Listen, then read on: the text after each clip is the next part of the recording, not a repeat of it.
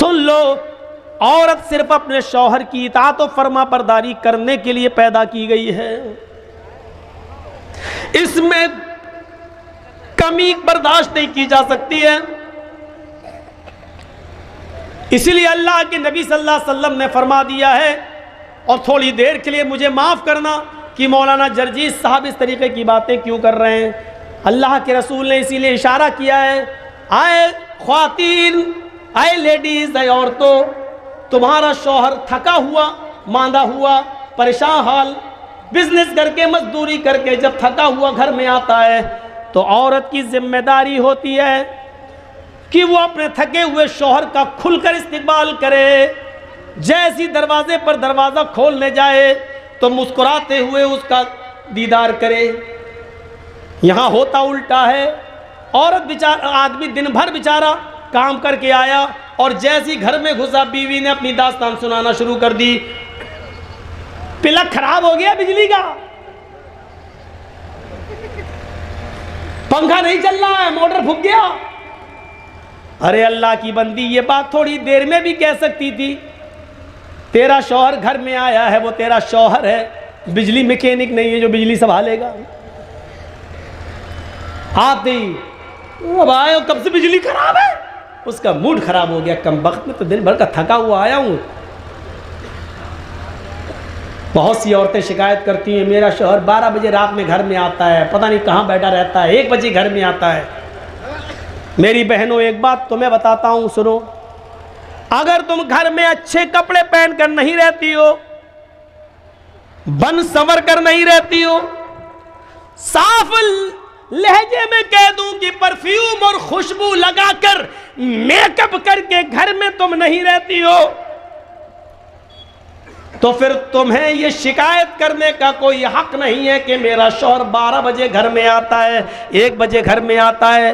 वो पूरी रात भी घर नहीं आएगा, क्योंकि जब तुम उसके लिए बन सवर कर तैयार ही नहीं हो तो वो इतनी जल्दी आकर क्या करेगा तुम्हारे पास? बदबू सूंघेगा तुम्हारे पसीने की। उस औरत को शिकायत करने का कोई हक नहीं है। 12 बजे आता है, 2 बजे आता है, हम तो कह रहे पूरी रात न जाए, भंगर मन के रहेगी, कौन जाए तेरे पास? हाँ, तुम्हारी शिकायत उस वक्त जायज है जब तुम बन सवर कर अपने शौहर का इंतजार करो। औरत लिपस्टिक भी लगा सकती है। आती थी पहले लिपस्टिक, उसमें खिंजीर की चर्बी। अब सारी कंपनियों ने कह दिया है कि हम ये लिख के देने के लिए तैयार हैं कि हमारी लिपस्टिक में चर्बी, खिंजीर की चर्बी, सूअर की चर्बी की आमेजिश नहीं है। कंपनियों ने इस बात का प्रमाण पेश किया है और गवाही दी है। अगर ये कन्फर्म हो कि सूअर की चर्बी है तब तो नहीं लगा सकती है, लेकिन नहीं है तो लगा सकती है। और शौहर के लिए बाहर नहीं, बाहर जा रही लिपस्टिक लगा के पता नहीं, ऐसा लगता है जैसे किसका खून पी के आ रही हो। अपने घर में रहो, आदमी ज़्यादा से ज़्यादा यही समझेगा ना घर की अपने आदमी का खून पिया, वो तो पियो, वो तो रोज़ पी रही हो, तो कोई फर्क नहीं पड़ता। अपने अगर आपका शौहर लिपस्टिक को पसंद करता है तो आप घर में लिपस्टिक लगा सकती हैं, क्रीम पाउडर लगा सकती हैं, रंग जाहिर हो ऐसा मेकअप आप इस्तेमाल कर सकती हैं। मर्द की जीनत, मर्द की खुशबू वो है जिसका रंग जाहिर ना हो, खुशबू उठे, खुशबू उठे, ये मर्द की जीनत है। क्या है? रंग जाहिर ना हो। मसलन मर्द लिपस्टिक नहीं लगा सकता, लेकिन खुशबू खूब लगाए, जितनी लगा सकता, जन्नतुल फिरदौस लगाए, ऊद लगाए, कस्तूरी लगाए, ये लगाए, खुशबू उड़ रही हो, मर्द लगा सकता है, लगा के कहीं भी जा सकता है। लेकिन औरत खुशबू लगा के घर से बाहर नहीं निकल सकती है। लेकिन औरत की जीनत उस मेकअप में है जिसका रंग जाहिर हो और खुशबू दबी हुई हो, खुशबू दबी हुई हो और रंग जाहिर होगा। लिपस्टिक लगाएगी तो रंग जाहिर होगा, क्रीम पाउडर लगाएगी तो रंग जाहिर होगा। ये औरत का मेकअप है। लेकिन औरतों, मेरी माँ बहनों, ये सारे हथियार सिर्फ अपने शौहर पर इस्तेमाल कर सकती हो, किसी दूसरे गरीब इंसान पर नहीं। वो तो मर जाएगा बेचारा, शौहर को मारो। इसलिए कि तुम्हें ये सारे हथियार चलाने की इजाज़त शरीयत ने दी है, लेकिन शौहर पर, किसी और पर नहीं। फरमाया तुम्हारा शौहर घर पे आता है तुम उसकी थकान दूर करो, हंस कर उसका इस्तेमाल करो, मुस्कुरा कर उसका जवाब दो। अब घर में आया बेचारा थका हुआ, देखा औरत किचन में घुसी हुई है, कपड़े सुखड़े हुए, एक पैसा बाहर जा रहा है, एक ऊपर जा रहा है, और बाल बिखरे पड़े हैं, किचन की गंदगी लगी हुई है। अरे तुझे मालूम है कि 5 बजे मेरा शौहर ऑफिस से आता तो 4 बजे तक तूने काम क्यों नहीं समेटे? अपने शौहर का इस्तेमाल अच्छे कपड़ों में, अच्छी खुशबू में, अच्छे मेकअप में क्यों नहीं किया? अब सोच रहा घर पे जाऊं तो अपनी बीवी से गले मिलूं, थका हुआ हूं, कुछ सुकून हासिल करूं। घर में गया, देखा ये तो भंगन बनी बैठी, गुस्से में आया, तलाक तलाक तलाक। इससे तो अच्छा मेरी ऑफिस वाली थी, कम से कम बंठन के बैठी थी। फिर वो देर से आएगा तुम्हारे घर, क्यों आएगा? 10-9 बजे क्यों बैठेगा तुम्हारे पास?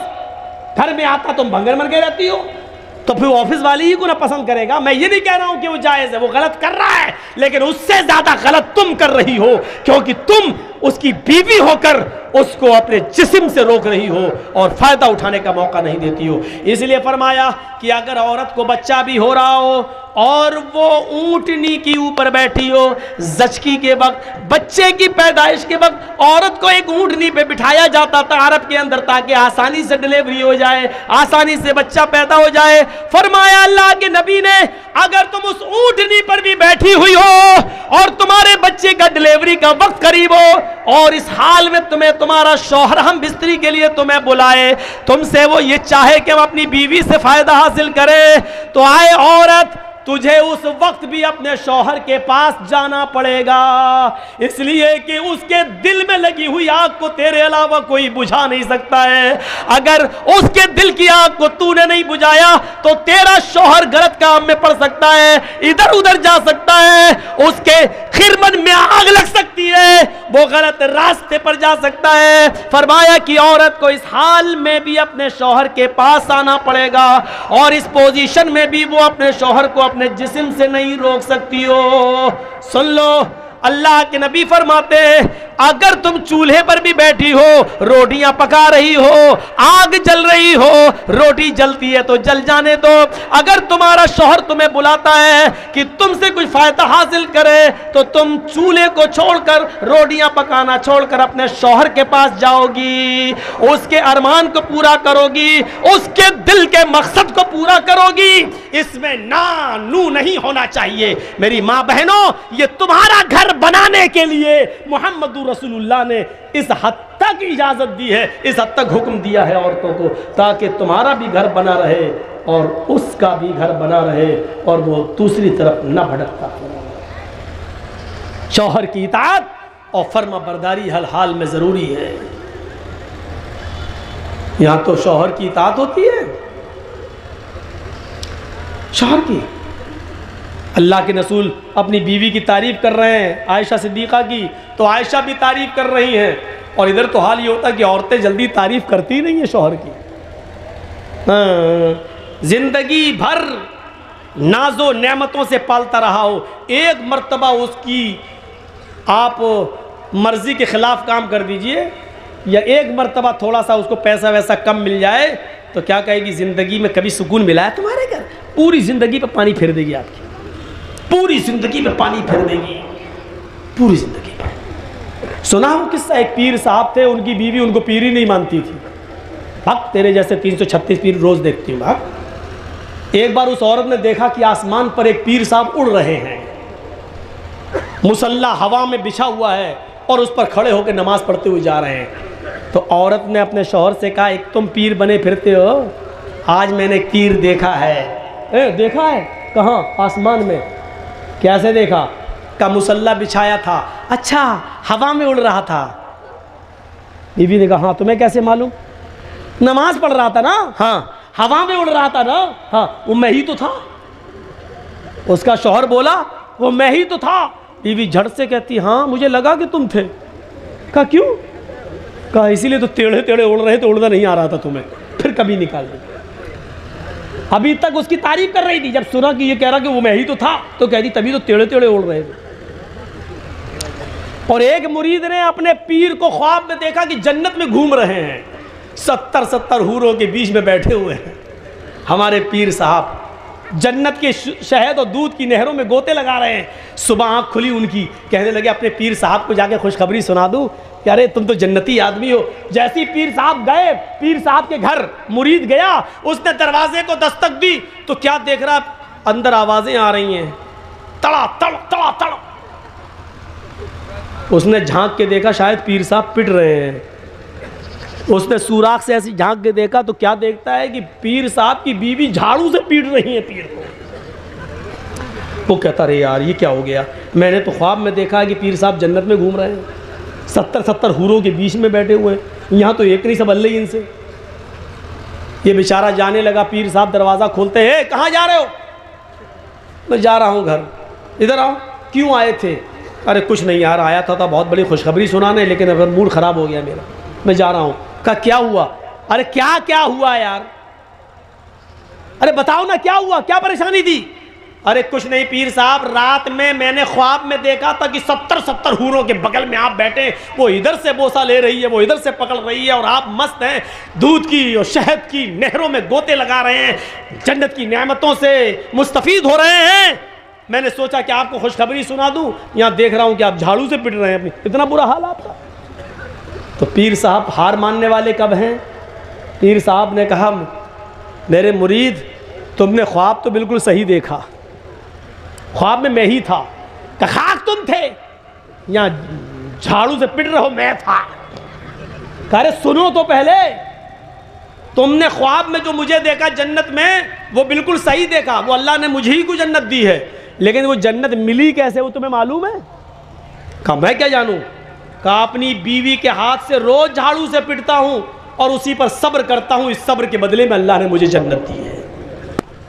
पीर साहब हार मानने वाले कब हैं? मौलवी और पीर कभी हार मानता है? कभी नहीं मानता। वो कौवे और कबूतर वाला चुटकुला सुने हैं ना आप? एक शिकारी के जाल में कौवा भी फंस गया और कबूतर भी फंस गया। तो कौवा भी रो रहा था कां कां कां, कबूतर भी गुडर गुडर गुडर फंस गया।